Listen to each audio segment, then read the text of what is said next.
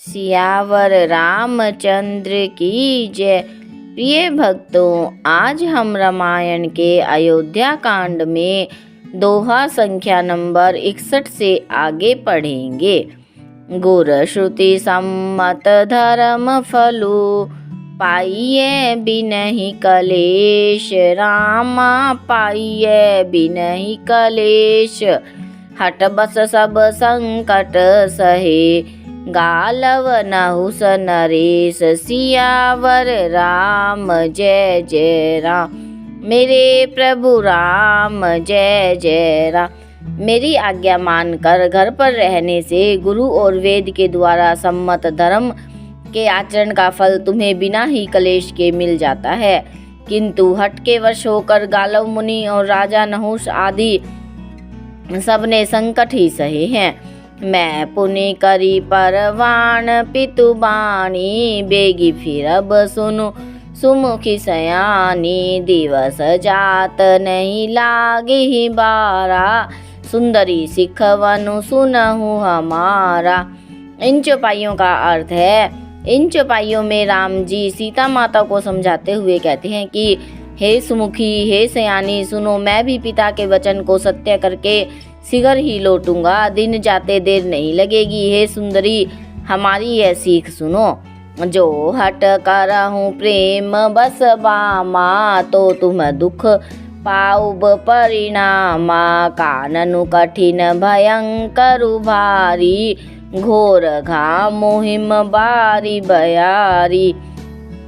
इन चौपाइयों का अर्थ है, हे वामा, यदि प्रेम वश हट करेगी तो तुम परिणाम में दुख पाओगी। वन बड़ा कठिन और भयानक है। वहाँ की धूप, जाड़ा, वर्षा और हवा सभी बड़े भयानक है। कुश कटंक मग कांकर नाना, चलब पयादे बिनु पद त्राणा। चरण कमल मृदु मंजु तुम्हारे, मार्ग अगम भूमि धर भारे। रास्ते में कुछ कांटे और बहुत से कंकड़ है, उन पर बिना जूते के पैदल ही चलना होगा। तुम्हारे चरण कमल कोमल और सुंदर है। रास्ते में बड़े बड़े दुर्गम पर्वत हैं। कंदर खोह नदी नद नारे, अगम अगाध न जाहि निहारे। भालू बाग वृक के हरि नाना, करहि नाद सुनि धीरजु भागा। पर्वतों की गुफाएं, खोह, नदियां, नद और नाले ऐसे अगम्य और गहरे हैं, उनकी और देखा तक नहीं जाता। रीछ, बानर, भेड़िए, सिंह और हाथी ऐसे शब्द करते हैं कि उन्हें सुनकर धीरज भाग जाता है। भूमि शयन बल कल बसन, असनु कंद फल मूल। रामा असनु कंद फल मूल, ते कि सदा सब दिन मिलही, सबोई समय अनुकूल। सियावर राम जय जय राम, मेरे प्रभु राम जय जय राम। इस दोहे में श्री राम जी कहते हैं कि जमीन पर सोना, पेड़ों की छाल के वस्त्र पहनना और कंदमूल फल का भोजन करना होगा। और वे भी क्या सदा सब दिन मिलेंगे। सब कुछ अपने अपने समय के अनुकूल ही मिल सकेगा।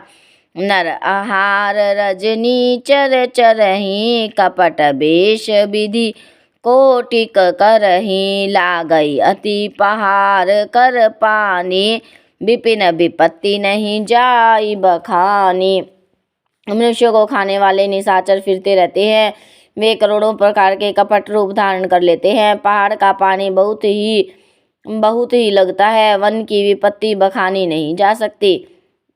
ब्याल कराल बिहग बन घोरा, निश्चर निकर नारी नर चोरा। डर पही धीर गहन सुधियाए, मृगलोचनी तुम भीरु सुभाए। इन चौपाइयों का अर्थ है, वन में भीषण सर्प, भयानक पक्षी और स्त्री पुरुषों को चुराने वाले राक्षसों के झुंड रहते हैं। वन की याद आने मात्र से धीर पुरुष भी डर जाते हैं। फिर हे मृगलोचनी, तुम तो स्वभाव से ही डरपोक हो। हंस गवनी तुम नहीं बन जोगु, सुनि अपजसु मोहि देहि लोगु। मानस सलिल सुधा प्रतिपाली, जियहि की लवण पयोधि मराली। हे हंसगमनी, तुम वन के योग्य नहीं हो। तुम्हारे वन जाने की बात सुनकर लोग मुझे अपयश देंगे। मानसरोवर के अमृत के समान जल से पाली हुई हंसनी कहीं खारे समुद्र में भी जा सकती है। नवरसाल बन बिहरन शीला, सोह की कोकिल विपन करीला, रहाऊं भवन अस हृदय बिचारी, चंद बदनी दुख कानन भारी।